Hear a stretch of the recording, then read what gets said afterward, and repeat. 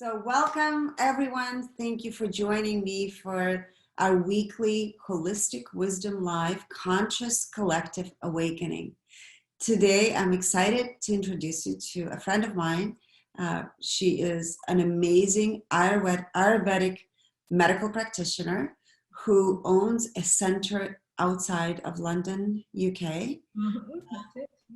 Who also is one of the sought-after speakers on TEDx, and Yeah, news, correct? yeah, that's it. Yeah. Is Sunita.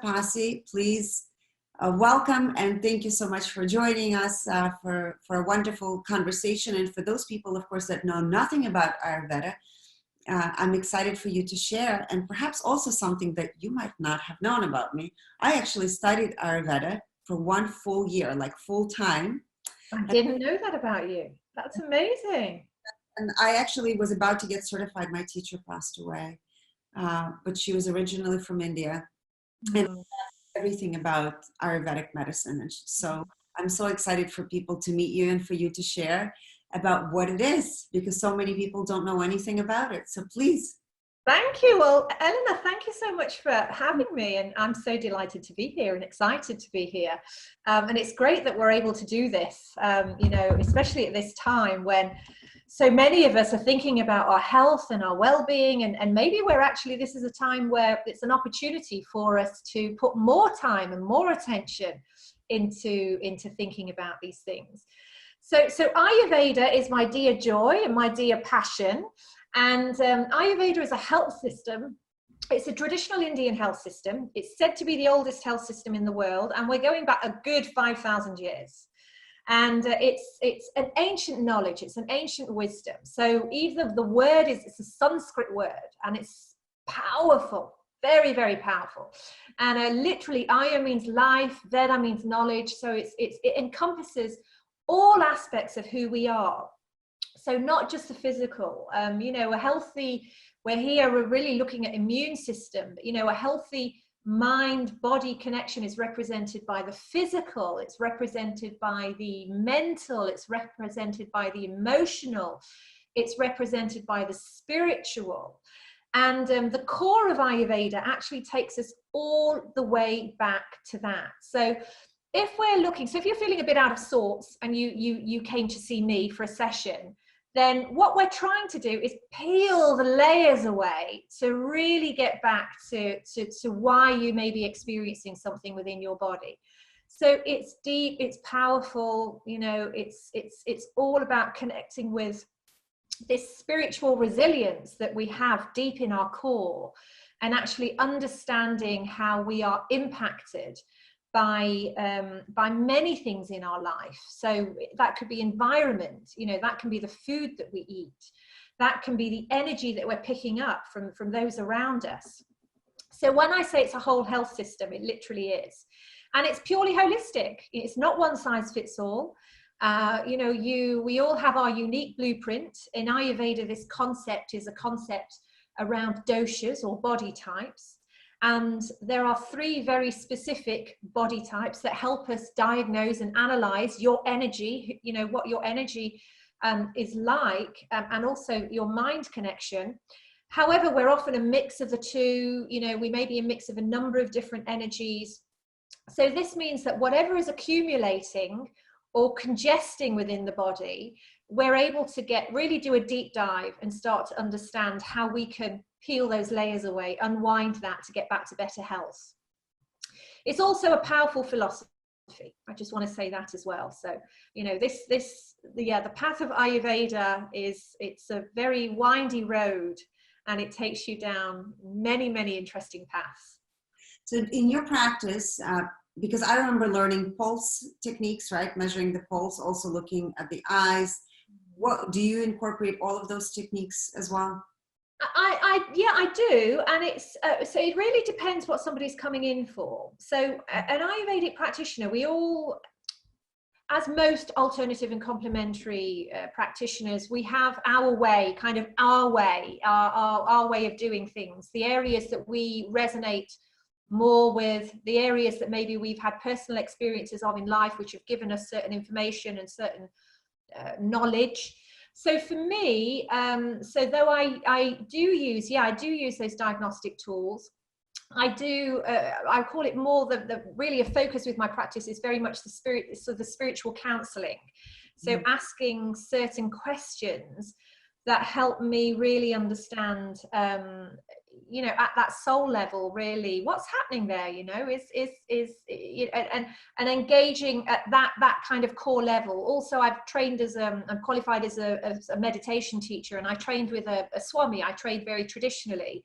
So my thing is, yes, so though those diagnostic tools are very important, I'd say my thing is much more at that energetic level, what's going on at that energetic level, and working with the tools that help me diagnose and understand that better. Yeah. No, that's great. For me, there's a lot of similarities, I would say, and perhaps how, I wouldn't say how we do it, but at the conclusion that we both would come to. I would never look at a person just from a physical perspective also, because for me it's a holistic approach. Nothing is separate.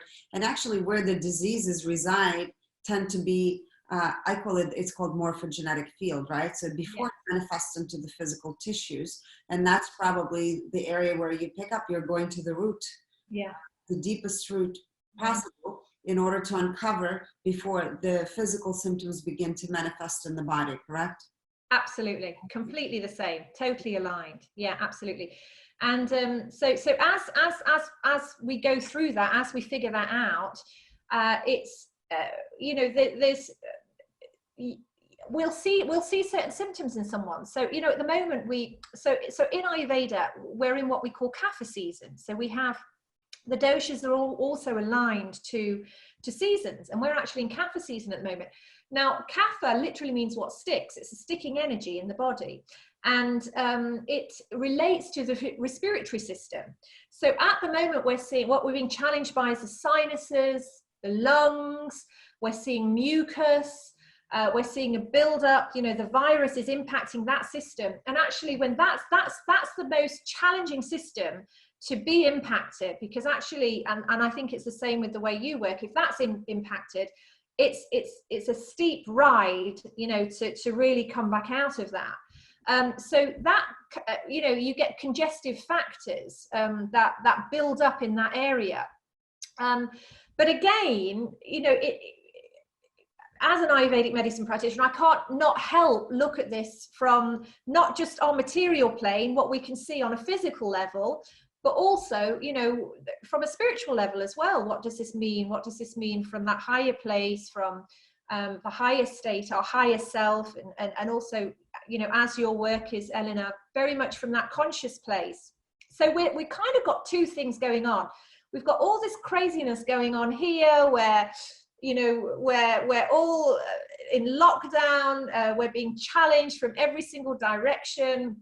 We may have people that we know who have come down with symptoms of being treated. But also, on the other hand, we also know that for the first time ever, we're able to see the Himalayas. You know, for the first time ever, I know there's places in America where they say the air is so fresh and clean, and it hasn't been so. You know, we're seeing animals roam into urban areas because they feel safe. So it's this juxtaposition that is happening at the moment, you know, we're just at the beginning of really understanding all of that. You know, what's interesting, you're bringing up the kapha season. For me, most people are sort of stuck in this season because, and I'll tell you why. I see because the mucus, of course, is also related to the gut health, right? For me, I'm big on gut health and balancing that. But what I notice is how disconnected most people feel from understanding that their diet and their behaviors are absolutely impacting their health. And it's incredible, like people are still eating dairy products when we know it's creating more mucus, it's mucogenic. Stop eating the dairy. I've been saying this forever. Alcohol, right? All the sugars. I mean, it's breeding ground for fungus and all kinds of bacteria. Yeah, absolutely. Therefore, it's exacerbating, right? The kapha in our system, right? Would you say that? Yeah, it's the same.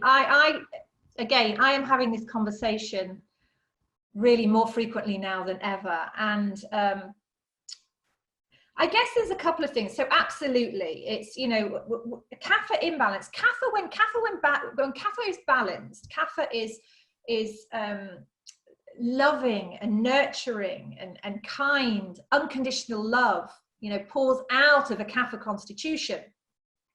However, when kapha gets out of balance, that's when you have, you're going to get more lethargy in the body. You know, you're going to see, it's very easy for this dosha to, if its body gets out of a natural rhythm, that we see the symptoms, yeah, the mucus, you know, we see the headaches, you know, we see the putting the weight on, and yeah, I mean, I personally also, I'm sure the same as you, Elena, you know people who are absolutely, they're continuing to eat the dairy. They're overeating at the moment as well, because they can. They're drinking more than they usually would as well, because, you know, they're on holiday in their minds. And these are all of the things that are going to impact and weaken the immunity. What we actually want to be doing is bringing in cleansing ingredients. So, you know, from the Ayurvedic perspective, it's juicing carrots and ginger every morning, you know, starting off with that, having a spoonful of turmeric, you know, before you actually eat your meal, because it's antimicrobial, it's antifungal. It also helps the food digest better into the system. What we want is, we want all of those nutrients to be traveling around the body, because we want to be as fit and healthy as possible, so that we, you know, we're not going to be impacted by this virus. And also exercise, you know, this is not the time to be, you know, staying in your pajamas all day and sitting on the sofa. It's really not. You know, one of the things traditionally Ayurveda guides is that we should all get up early.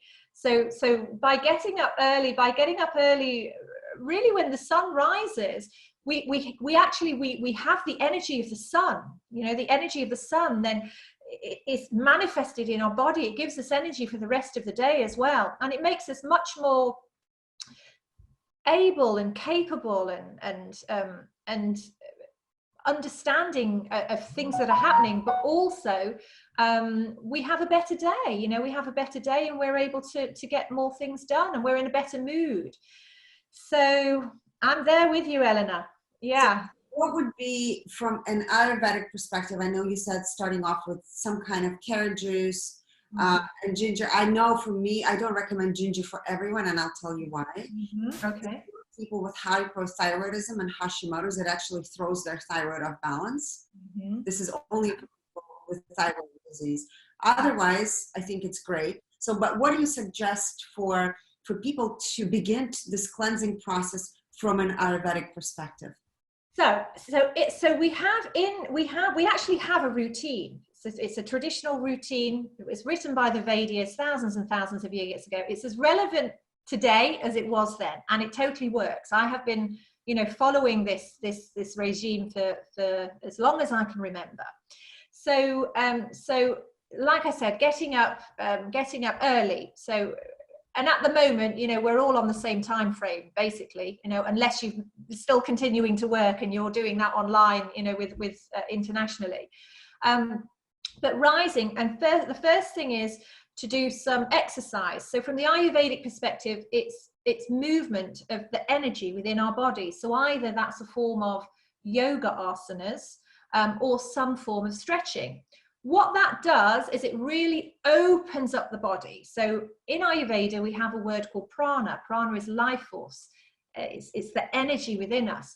So we start the morning actually expanding the life force within the body. So already we're creating more space to bring more oxygen in. We're already opening and expanding the body to have a better day. We're already being gentle and kind to our soul and giving on the nourishment and the self-care at that level. So that's 10 minutes. Then we look to do 10 minutes of breathing. So there's a number, I love breathing exercises. So I recommend breathing exercises to everyone actually. And there's different types of breathing exercises, again, for different constitutions. A very nice, simple breathing exercise is one called complete breath, which literally says, as it does on the tin. It's a complete breath where we take a deep inhale. So we take in all that oxygen, oxygenates our body, and then we slowly exhale, but we also do it at a count of 5. So first of all, just balancing the energy in the body, and then we inhale for a count of 5 through the nose with the mouth closed, hold for 5, and then exhale through the mouth for 5. And what that does is it just helps us start to balance the doshas, balance the energy in the body. It also moves our breathing from, many of us are breathing from the chest rather than from the diaphragm. So it really helps support the body in that way. And then it gets us ready. So this combination, this lovely combination of your yoga asana with the breathing, then gets us ready for either 5 minutes of meditation or silence. And it's again dependent on your preference. But there, people say to me, well, isn't the breathing exercise same as meditation? No, they're two different things. They're two different tools. Meditation is the separation of our thoughts and feelings for us to become fully aware. And the asana and the breathing helps open the body up so that actually we're able to go much more easier into that space, which is the very special, precious space where we start to connect with our higher self, where we connect with the positive energy, where we connect with that higher essence of who we are at a conscious level. And so that's one, so either it's that or it's 5 minutes of silence, because silence is very precious. We, in the West, well, actually in the East and the West, all over the world, we lead busy, noisy lives now, if we're living everyday lives. Now that's okay for a certain amount of time, but again, we're not built as energetic beings to be impacted by, have all of our senses turned on all the time by all of this noise. So actually, silence again is a deep meditative process. It's a technique that enables us to connect with ourself at that level. Once you've done that, then it's then you brush your teeth. We always cleanse the tongue with a tongue cleaner. So again, tongue health is really important. And then now self-massage, I either recommend, it depends when it's better for you to fit it in. Again, different people respond in different ways. If you include it in your morning ritual, then it's very much more of a vibrant self-massage using an oil that's particularly good for your skin. So almond oil is great for all body types. And also so is sesame. Sesame is a rejuvenative, and then you can have more bespoke oils that are blended very specifically for your constitution. So you can take it to whatever level you want to. If you like aromas, if you like a little bit of luxury, then this is a great time to bring some of that in. So either self-massage where we work, where we really massage and stimulate the tissues, or even a really nice facial workout. That's also recommended. And then we have breakfast. So it's that, when I say that to people, they say, oh my goodness me, I haven't got time for all of that. It takes no time at all. Once you start to integrate it into your life, you'll actually find you have more energy for the rest of the day. And once it becomes part of your life, you can't manage without it, because you'll know the difference. Definitely. Those are such great tools. For me over the years, because I went from going to the gym, of course, all the gyms have been closed. And I'm not a class person, so I never like to take classes with a large amount of people because I have my own schedule and I just try to fit it in at the best time. And usually mornings have always worked out for me. Well, since I've been at home, I've also been doing a lot of stretching. And actually one of the things that I've been working on, besides the sun salutation, that's my favorite. Right, yeah, because your constitution, I think your constitution is Vata. So, Vata, what moves? It's a moving energy. Yes. So sun salutations there are very grounding for the Vata constitution. Fantastic. Yeah. Yes. And then I decided that I'm going to start working on my bridges. I do bridges every single morning. So it's been interesting to see the progress. On the days where I feel stagnation in my body, I can't get up all the way, and have my arms straight in the bridge, versus the days where I feel flow. I feel my body's kind of open.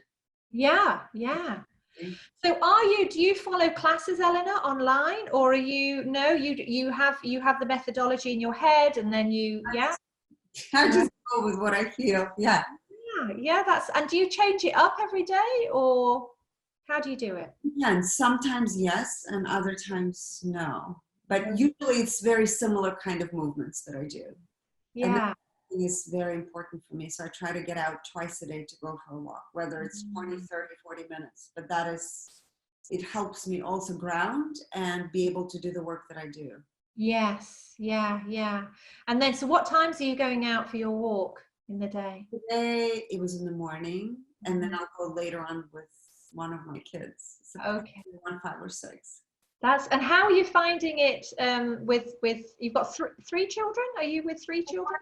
2 are big, and the other, I mean, they're all kind of big. So my youngest is going to be 15 this month, and they're completely independent. Yes. So, but we still manage to, I mean, it's important for us to do things together. Yeah. And, I know with one of my kids, he loves gardening. So he's been doing gardening, and today we're planting some flowers in our pots. And that's so beautiful.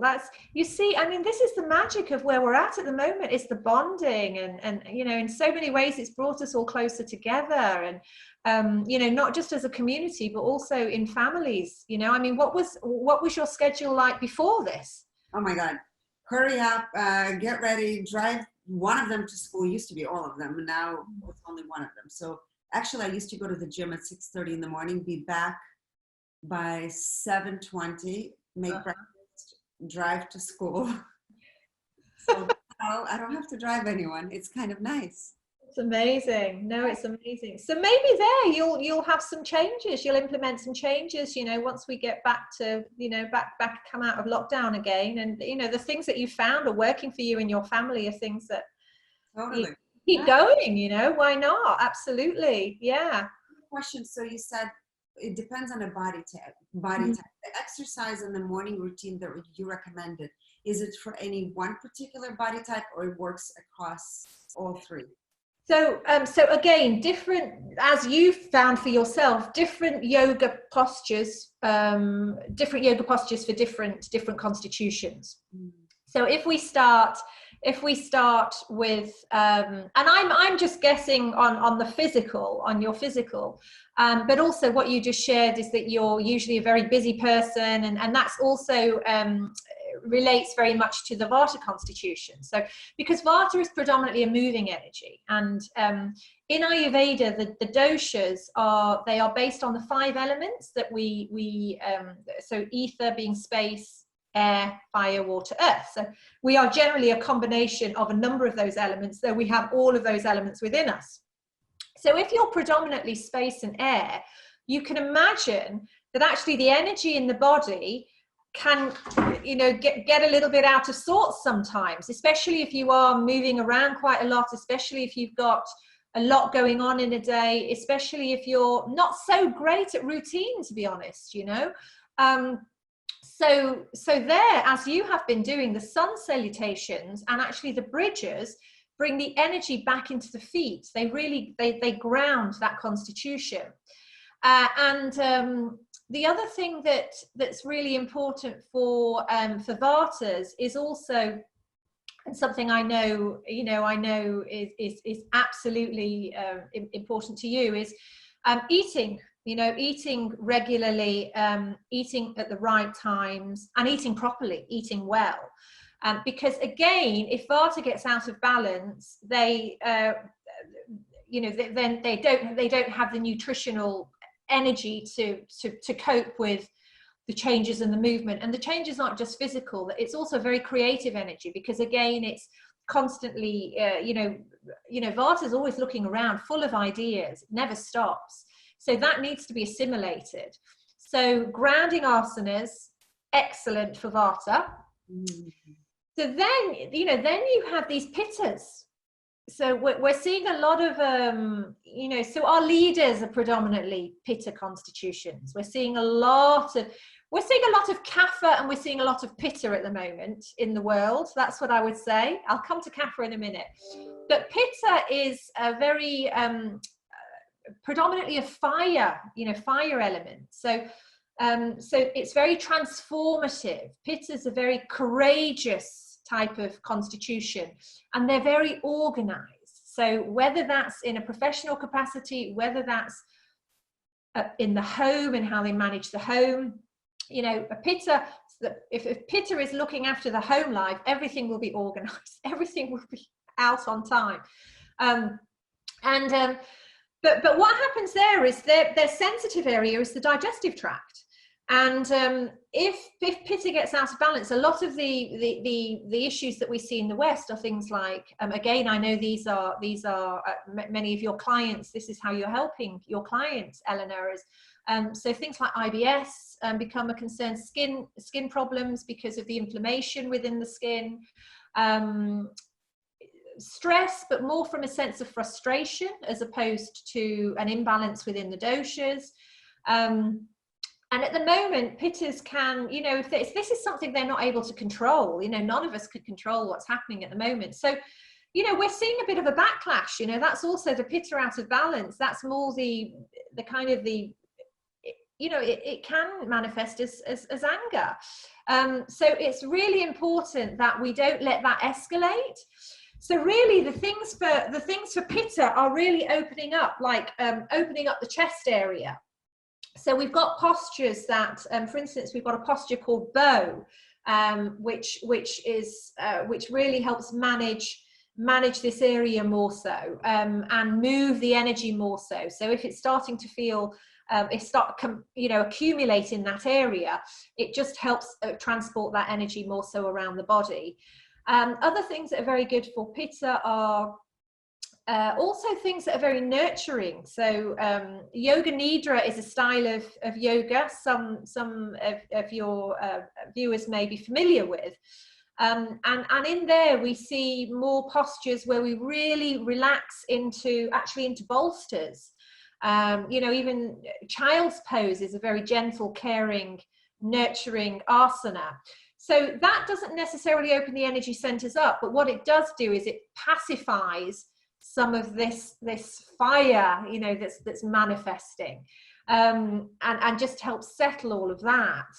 And then we have our beautiful kaphas, you know, who unfortunately is the constitution that is more susceptible to respiratory infection. And there, what we want to do is really focus on much more stimulating asana. So they may not want to do this. So actually, if kapha is in a home with, say, I don't know, if one of your children were a kapha, then it's brilliant. They have a mother like you, because actually that energy really helps support kapha, and you know, makes things better for them, because it helps them actually transform their stuck energy, because they've got a motivation around them. But for kapha, we want to be more physical.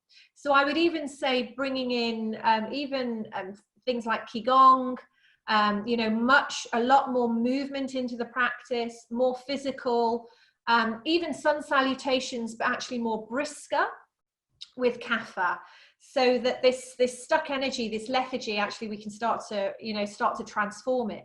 So kapha is predominantly water and earth elements. So if you imagine you're taking care of your beautiful garden at the moment with your children, and I'm sure you're growing some new plants and it's all fantastic.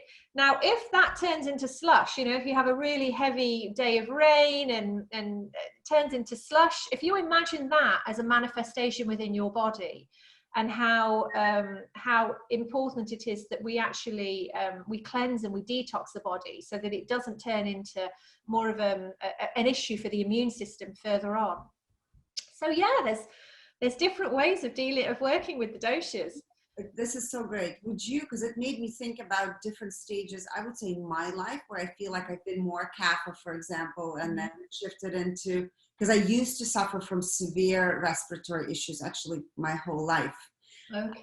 And then I also had digestive issues, but I'm no longer there.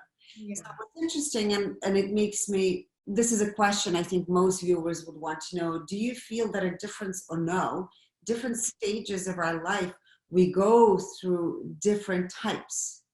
Do. Yeah, and that's also, again, it's a concept within Ayurveda as a health system. So we actually, when we're children, we are in the kapha stage. So if you imagine a little baby with all that adipose tissue, I don't know, are you familiar with the Michelin Man, Eleanor? Do you ever remember? Yeah. So I often use that as an example, you know, but it's all that adipose tissue. It's pure unconditional love. And that is kapha in its truest form.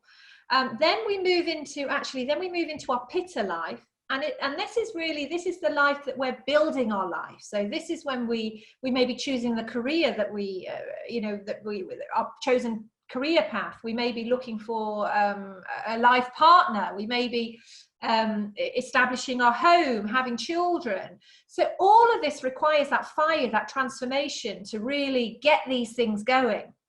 So we'll tend to see that's a lot stronger during that time. But what we're finding now is it's getting blurred as to when each stage starts. It used to be much more clearer, but it's not so anymore. And then really when a woman is moving more into menopause, a man is moving more into Andropause. yeah, his own menopause. Yeah, we're moving more into the Vata stage then. So we're going to see more of a dryness internally in the body. And also we start to see other symptoms that manifest in the body as well. So that's the natural cycle of Ayurveda. But also you mentioned that you had these respiratory issues when you were younger. So I don't know enough about your history, or what. Can I ask what age that was? I mean, I had it as a child, and then came back in my 20s. I had severe, like, asthma, chronic, I mean, horrible lung dysfunction, to the point where I think my lungs were at less than 25% capacity. Okay. And how did you move forward from that? So Well, it took a major event for that to happen. We moved to Florida. I had my first son and I couldn't breathe, like literally no inhale, no exhale. And we had to find a pulmonologist. And he had me sign a form because I refused to go to the hospital. He said, I need to be admitted. So he said, you're going to be on 6 medications for the rest of your life. I would have to come into the office every week to monitor my breathing. So I remember coming home and looking at all the meds. Of course, initially I took them for a while, but then I decided to explore what I can do to change my diet and perhaps other things, my environment. So changing my diet, my environment, I was able to eliminate all the medications that I was on. And it's been, 20 years probably since my severe outbreak. Mm-hmm. So you knew to do that. So you looked at your diet, you looked at your environment. What did you change about your environment? Well, we realized actually, because I had our home inspected, and because my grandmother also came at that time to visit, and she ended up in ICU with asthma. So that was a big red flag for me. So we had mold in the house. So it was mold. Oh, right. Because I was consuming dairy. I was eating a lot of fruits. I was eating breads. So I had to stop all of that. And I knew that, actually I know for a fact, if I eat it, it's going to really create a lot of issues in my system. My body does not like it. Yeah, as it does for many people, you know. I mean, there's a lot of people out there who haven't this, you know, who aren't in touch with natural health, or, you know, wouldn't necessarily know to even start looking at these sorts of things. It impacts a lot of people's health. So So yeah, the same in Ayurveda. That's exactly what we would do. Again, it's about peeling back the layers and actually having a look at not just really the symptoms that you're experiencing, but also how you're living your life. But the other thing I wanted to add, it's also your daily routine. So that's another thing that I, personally, if it was we were going through that really to, and very in a very detailed way as well. So in the same way that we we know not to cheat on a diet form. If we're asked to fill in a week's what we've eaten for a week, in the same way we have to be very clear about actually what our routine has been like as well. And this includes exposure to moods. It's just how our mood is through the day, and also how we've been feeling with certain conversations. So it's the level, the subtlety of our energy is so finite. And one thing that I have seen over the years is that this has been my experience. Much of the symptoms that I've seen with people either I've worked with or people that I know stems from something, again, very much more deep rooted. But what happens is it gets so buried that it can be 20, 30 years later before it actually starts to manifest in the body in some way.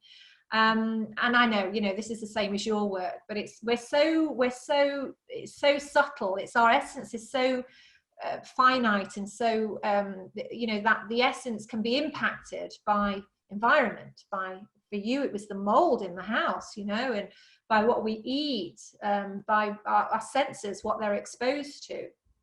And also living a life that isn't aligned with who we truly are. Yes. That's a big one in the West, because we're all so ambitious. You go to London, it's like overwhelming now, the numbers of people that live in London. And it's like, I can't live anywhere else because, I've got to be in London. And because we're trained in programs that we need to get education, we need to have a job. And I was working as a pharmacist. And was that fulfilling for me? On many levels, no. And in some ways, yes, right? So living out of alignment, absolutely. Was I not in my alignment? Yes. But that was, I would say, the beginning of my journey into discovering who I am. You are. Yeah. Right? Yeah. And what you're here, how you're here to serve.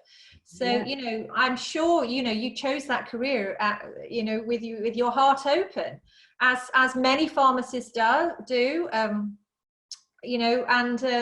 these are all the lessons that we learn along the way. I started my career in journalism because for me it's about truth. I felt that I could make a difference in the world, be a spokesperson and a messenger. And then you travel that world and you see, oh, hold on a minute, it's not quite what I thought it was. But that takes you to the place where you are meant to be. And but it's whether are we picking the messages up as we go along, because those messages can hit you a number of times before you make those shifts and changes, if you make those shifts and changes. What's interesting, and I always say that any kind of illness is our biggest gift, and unfortunately in majority of the world population it takes that to make change. I had a few people recently write to me that as a result of what's happening around the world right now, they're reevaluating every single aspect of their life. So wow. A huge event, and for others it doesn't. It's much smaller. To create a major change in your life. So I always look at things that most people consider to be pain. I look at them as our blessings, because they are here to help us navigate through life and put us on a path that is in alignment with who we are. And that's and it's hard because ultimately we in that moment when that's the message, it's you have a choice then, and it is a blessing. I agree with you, Elena. However, it also brings up a lot of fear. Feeling of being rejected, resented, not being accepted. Absolutely. Yeah. Yeah, yeah. Knowing what your vision is and what your dream is, how you're going to make it a reality. How are you going to make it a reality? And you know, and if you're, you know, if you're you know, one of the main providers in your home, you have a family, you know, these decisions aren't just based on you being aligned to your higher truth. You've got all these other responsibilities around you. And you know, it's a tough journey, you know, but it's also it's that's where faith comes in as well. I truly believe, you know, it's if you feel that in your gut, and you know, that knowing is so strong, you actually, that's the only path you can walk. Absolutely. Yeah. Yeah, yeah. Know how they can find you. And right before we went on live, I asked you if you were developing an online platform with programs, and you said you are. So let people know how to find you, what your website is. Thanks. Yeah. So so my name's Sunita Passy. I'm at www.sunitapassy.com. That's my practitioner site, and also Facebook, Instagram connected to that. So currently I work with clients one-to-one in the center. I've got a center, but I'm taking these sessions online. So I'm able to work with, you know, just help clients now in different countries as well. And also I do also, for 15 years I've trained therapists and practitioners. So in Ayurveda, my specialism is actually Ayurvedic bodywork. That's the area I've become very well versed in. And so I've trained over 1,000 therapists in a particular training program, which I run twice a year. And then also I'm now taking practitioners through a mindfulness and meditation diploma as well. So we had our first recruiters a year ago. They're just coming to the end of this program now. And you can pick, if you know, you can pick that program at any time in the year. So two sides. So either, you know, if you need support with your health, I'm here for you from an Ayurvedic perspective. And then also there's the trainings as well. That's wonderful. And they can join you online for this meditation program as well? They can, yes, absolutely. So it's 12 modules. So once a month, you will receive a module from me. So that module also includes some homework. So you have some thinking and questions that you need to go through. Then we set up a Zoom, and we have a 1-hour session one-to-one. And that's really, you know, the program is to guide you through understanding the techniques of mindfulness and meditation, how they can support you first, and then how you can actually guide your clients to better health working with the techniques. And then we also have a 2-day retreat. So like I said, if you know, the retreat we generally run in October. If you join in September, then most likely you would join the retreat the following year. Yeah, so that's predominantly all of it online, apart from the 2-day retreat. Okay, wonderful. Thank you so much for wonderful conversation, wealth of information, and I'm sure people are going to love everything that you had to share. So thank you. Thank you for inviting me. You take care. Thank you.